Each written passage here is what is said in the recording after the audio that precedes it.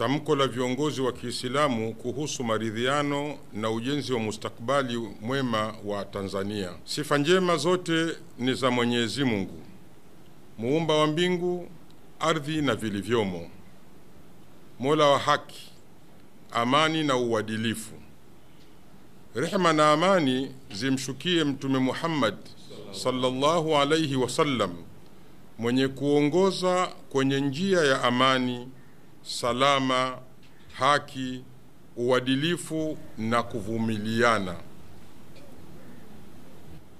Tunatambua kuwa mataifa kwa nyakati tofauti hupitia vipindi vigumu, na kwamba vipindi hivi vinahitaji busara, hekima na uongozi wa kimaadili ili kurejesha utulivu na mwelekeo sahihi wa kitaifa.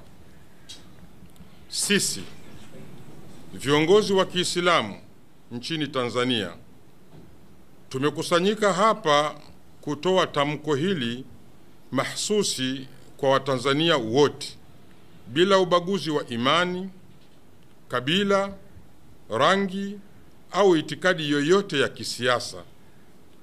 Tunatoa tamko hili kwa nia ya kuponya majeraha ya taifa letu, kurejesha amani, kuhimiza maridhiano na kujenga mustakabali bora baada ya machafuko na ghasia zilizojitokeza katika maeneo mbalimbali nchini hivi karibuni.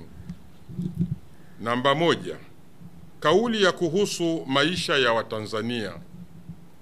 Kwa niaba ya wanazuoni na jumuiya na taasisi za Kiislamu, kwanza tunatoa pole za dhati kwa familia zote ambazo zimepoteza wapendwa wao katika ghasia hizi. Kupotea kwa maisha ya raia, hasa vijana wetu ambao walikuwa tegemeo la familia na taifa, ni msiba mzito unaogusa dhamira ya kila Mtanzania.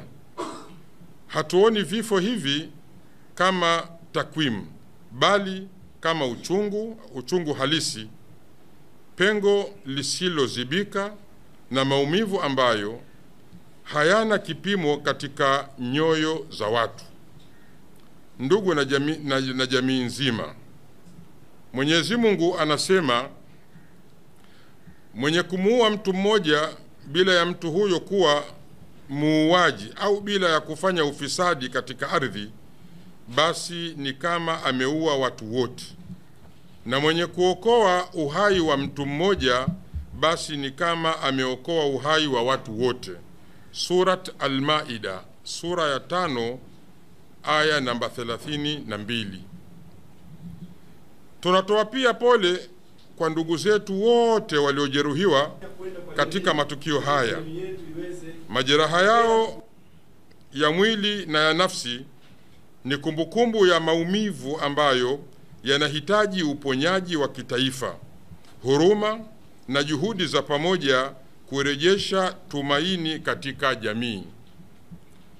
Hali kadhalika, tunatoa pole za dhati kwa ndugu zetu ambao mali zao zimechomwa moto, kuharibiwa au kuibiwa wakati wa matukio haya ya ghasia.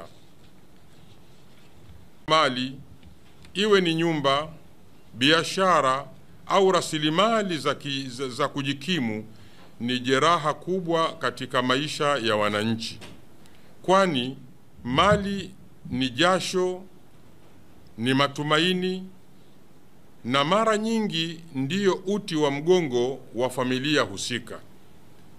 Sanjari na hili la uharibifu wa mali, tunatoa pole kwa Rais wa Jamhuri ya Muungano wa Tanzania, Mheshimiwa Samia Suluhu Hassan, mpambanaji wa kuiletea nchi maendeleo, pamoja na serikali yake, kwa uharibifu wa mali za umma uliotokea kwenye vurugu hizi, na tunatoa pole kwa Watanzania ambao kodi zao zilizotumika kujenga mali hizi za umma zimeishia kuharibiwa kwa namna moja au nyingine. Mateso haya ya kimwili, kiuchumi, kiakili na kisaikolojia ni kumbukumbu ya maumivu ambayo yanahitaji juhudi za kitaifa katika kuponya na kujenga upya taifa letu. Tunasisitiza umuhimu wa huruma, usaidizi kwa walioathirika na mshikamano wa kijamii katika kuwarejeshea matumaini na kuwasaidia kusimamia tena baada ya maafa haya. Tunamuomba Mwenyezi Mungu mwingi wa rehema awape subira, utulivu wa nyoyo na nguvu ya kustahamili. Familia zote zilizoguswa na maafa haya, tunamuomba pia awapokee kwa mikono yake yenye huruma wale wote waliofariki katika mazingira haya yenye huzuni, na awape waliobaki faraja na unafuu. Amin. Kwa masikitiko makubwa, tunasimama mbele ya taifa letu la Tanzania kuelezea huzuni na uchungu wetu juu ya matukio ya vurugu mbaya yaliyosababisha uharibifu mkubwa wa mali za umma na binafsi, kupotea kwa maisha ya raia, kujeruhiwa kwa watu na kuibuka kwa hofu na mtikisiko wa kijamii. Katika Uislamu tunafahamu kuwa uadilifu ni msingi wa amani na amani ni msingi wa ustawi wa jamii.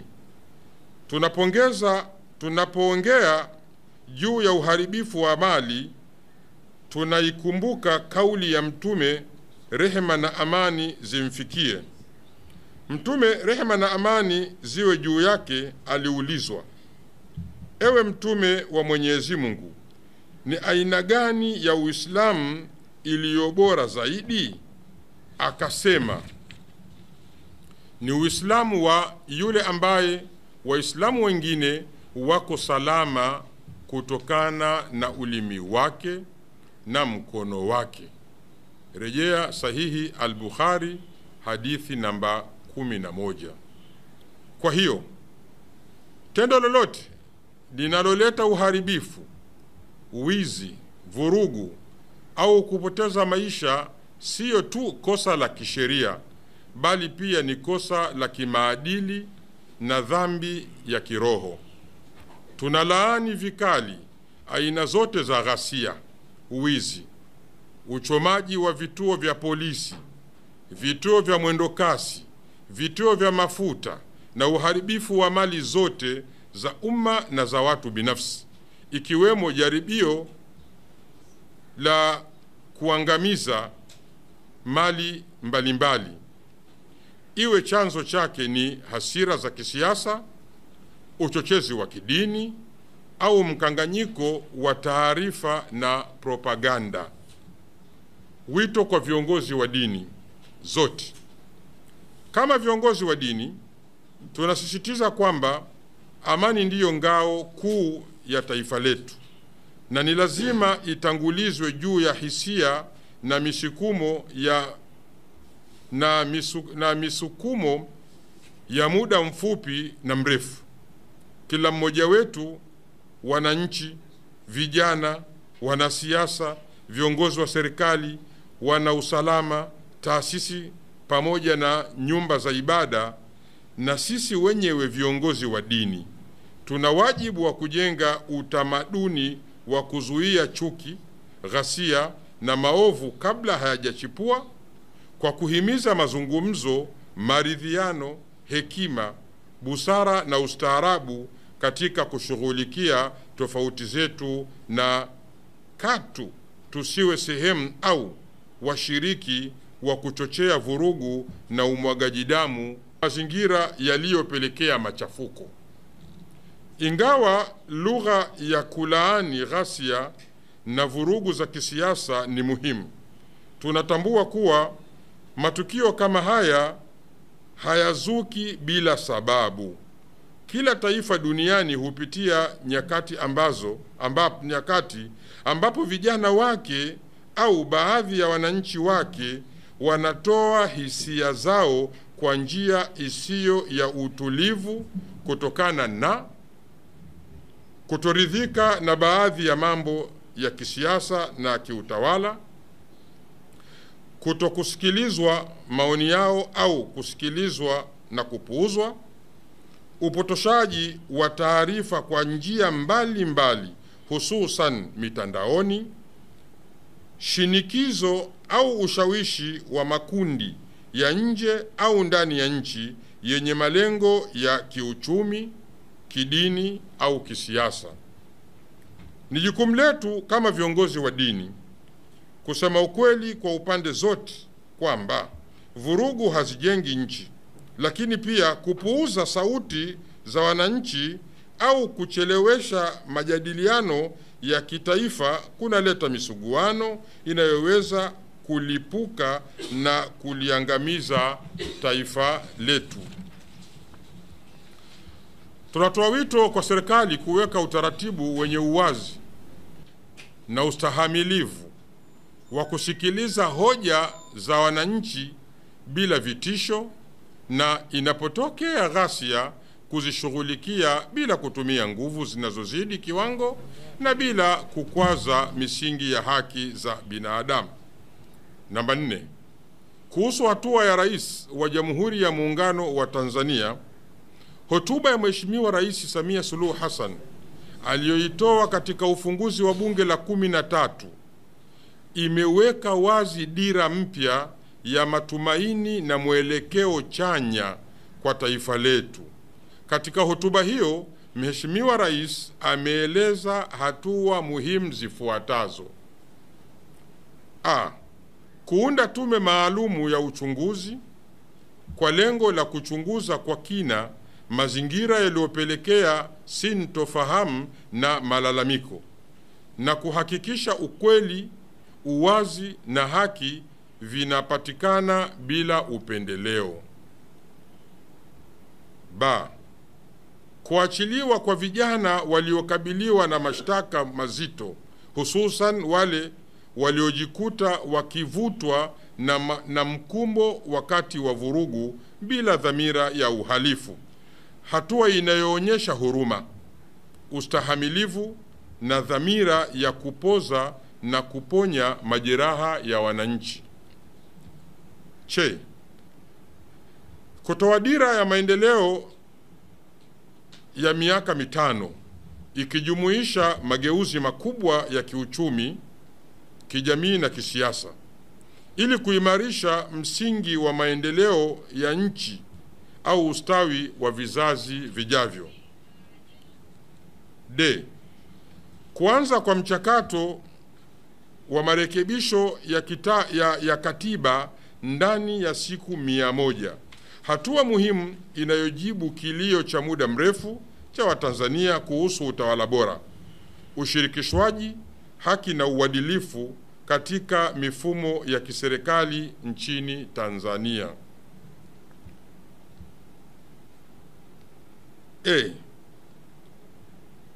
Kunyoosha tena mkono wa maridhiano, wito unaosisitiza umuhimu wa kuacha mgawanyiko, visasi na mivutano isiyo na tija ili kujenga umoja wa kitaifa na kuimarisha mshikamano.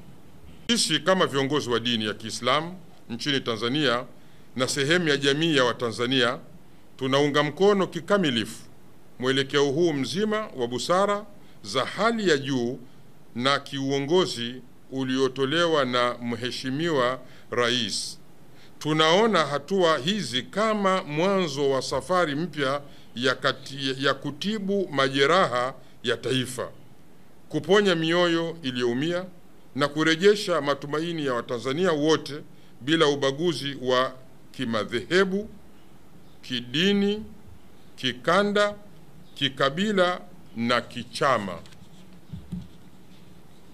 Tunatambua na kuthamini nia njema iliyomo katika hotuba hiyo nia ya kujenga Tanzania yenye umoja, maridhiano, haki, amani na msingi imara ya utawala bora. Kwa msimamo mmoja, tunasimama pamoja na juhudi hizi, tukiamini kuwa ni msingi wa kujenga mustakabali ulio thabiti, wenye maridhiano ya kweli na manufaa ya kudumu kwa vizazi vijavyo.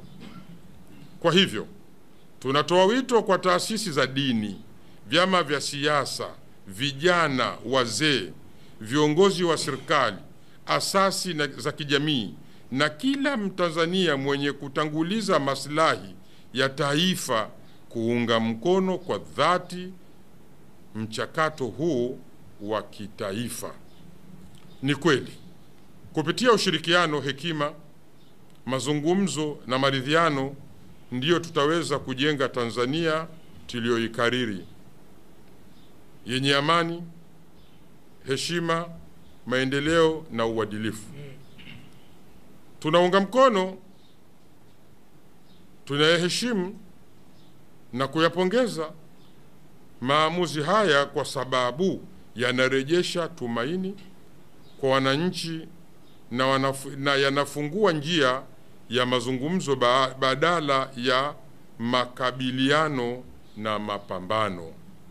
Namba 5, kwa wito wa maridhiano, kusameheana na kujenga jamii mpya. Katika nyakati ngumu kama hizi, tunaona umuhimu mkubwa wa taifa kurudi kwenye misingi ya maridhiano. Maridhiano ni neno rahisi kulisema, lakini lina wajibu wa a, kusikilizana; b, kutathmini makosa; c, kusameheana kwa moyo; d, kuanza upya bila kubeba chuki. Tunawaomba Watanzania wote, wanasiasa, viongozi wa dini, asasi za kijamii, vyombo vya habari, vyombo vya ulinzi na usalama, vijana, wanaharakati na wananchi wa kawaida, kwanza, tusikubali ghasia hizi zibebe urithi wa taifa letu. Pili, tusikubali chuki na uadui iwe mbegu tunayoipanda kwa vizazi vijavyo. Tatu, tusikubali tofauti za kidini na kisiasa zituhukumu kuwa maadui sisi kwa sisi. Tanzania imejengwa juu ya misingi ya amani, udugu na mshikamano wa kitaifa. Tofauti zetu za kidini, kisiasa, kikabila, kikanda ni sehemu ya utajiri wetu, siyo chanzo cha uhasama baina yetu. Tunatoa wito maalum kwa vijana kwamba tusiwe vijana wasiokuwa na uzalendo wala wasiolitakia mema taifa letu. Tuwe vijana wajenzi wa taifa, si waharibifu wa taifa. Katika Uislamu na katika taifa lolote lenye utaratibu, lenye ustaarabu, vijana ndiyo nguvu kuu ya mabadiliko, lakini mabadiliko hayo yanapaswa kuongozwa na hekima, uadilifu na ustaarabu. Katika wito huu tunasisitiza kwamba tukumbuke kwamba katika kila haki kuna wajibu. Msidai haki zenu huku mkasahau wajibu wenu kama vijana wa Tanzania. Taifa linawategemea kama nguzo ya kesho, na nguzo huimarika kwa kutekeleza wajibu, si kwa kuupuuza. Kila mzee wa leo aliwahi kuwa kijana wa jana, na kila mtoto wa leo atakuwa Gen Z wa kesho. Kila kizazi kina wakati wake wa kufanya kwa manufaa ya nchi. Leo ni zamu yenu, mfanye yaliyo mema kwa taifa letu. Tanzania tulionayo leo, iwe nzuri au mbaya, ni matokeo ya vijana wa jana waliostahamili na kutimiza wajibu wao walipodai haki zao. Leo historia hiyo inaendelea kupitia ninyi. Tunaunga mkono tamaa zenu za mabadiliko chanya kwa taifa, lakini tunakataa kwa nguvu zote mauaji, vurugu na uharibifu wa mali. Kumbukeni, hatuna nchi nyingine. Serikali zinakuja na kuondoka kwa mujibu wa utaratibu, lakini nchi inabaki pale pale na ni yetu sote. Kwa hiyo, vijana wa Tanzania, chagueni kuwa nuru ya taifa, si giza lake. Chagueni kujenga, si kubomoa. Chagueni busara, si matumizi mabaya ya nguvu na hisia. Taifa hili ni lenu na mustakabali wake umo mikononi mwenu. Tunatoa wito kwa serikali na taasisi za ulinzi na usalama kutumia utaalamu, busara na weledi katika kudhibiti misuguano, kuepuka matumizi ya nguvu kupita kiasi, kushughulikia sababu badala ya dalili, kujihusisha na mazungumzo ya kujenga nchi badala ya vitisho na matumizi ya nguvu. Katika taifa lolote lililojengwa katika misingi ya amani, haki na upendo na uongozi wenye utu, nguvu hutumiwa kwa ulinzi na sio kwa kuadhibu sauti za wananchi. Tunashauri kuanzishwa kwa mfumo wa haki, uadilifu na usawa wa kudumu wa majadiliano kati ya serikali, viongozi wa dini, viongozi wa vyama vya siasa na vijana, ili kujenga tamaduni na kusikilizana kabla migogoro haijafikia kiwango cha ghasia na uvunjifu wa amani. Namba 7, wito kwa viongozi wa dini. Sisi wenyewe kama viongozi wa dini tunapaswa kuwa wapatanishi wa kweli, sio wachochezi wa vurugu na uasi. Wapole lakini wasioogopa kusema kweli. Waunganishaji wa jamii, walinzi wa maadili ya kitaifa. Uislamu unafundisha kwamba viongozi wa umma ni nguzo ya amani. Ni wajibu wetu kuonyesha maadili, kunasihi kwa upole, kukanya kwa hekima na kuhimiza uchamungu kama msingi mkuu wa uongozi bora na uraia mwema. Namba 8, kujenga mustakabali bora. Umuhimu wa majadiliano ya kitaifa. Tanzania iko kwenye hatua muhimu ya kihistoria. Mageuzi ya katiba na majadiliano ya kitaifa ni fursa ya kujenga upya misingi ya amani ya kweli, haki na uadilifu, kuhakikisha usawa wa kuondoa ubaguzi wa kisiasa na kidini, kuimarisha utawala bora, kuzuia migogoro ya baadaye, kuifanya nchi kuwa salama kwa kila raia. Namba 9, salamu kwa taifa na wito wa hatua mpya.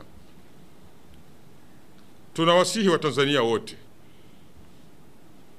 tukatae ghasia za aina zote. Tukumbatie majadiliano. Tujenge amani na maridhiano. Tujifunze kutokana na yaliyotokea. Tuwe taifa linalotanguliza utu mbele ya siasa. Tujitahidi kuwa sehemu ya ufumbuzi wa matatizo yetu na si kuwa sehemu ya matatizo. Namba 10, hitimisho. Kwa kumaliza, tunamuomba Mwenyezi Mungu atujalie amani ya kweli katika nchi yetu, moyo wa kusamehe, hekima ya kujenga badala ya kubomoa, na mioyo ya kujadiliana kwa ustaarabu badala ya kupigana na kuuana. Tunawaalika viongozi wa dini, serikali, wanasiasa, vijana na wananchi wote kujenga Tanzania mpya yenye umahiri wa mazungumzo, nguvu ya umoja na furaha na fahari ya amani. Mwenyezi Mungu ibariki Tanzania, Mwenyezi Mungu waongoze viongozi wetu.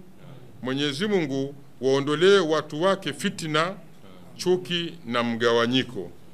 Wassalamu alaikum wa rahmatullahi wa barakatuh. Abdullah Saleh Ndauga, Rais Umoja wa Wanazuoni wa Kiislamu Tanzania, Hayatul Ulama.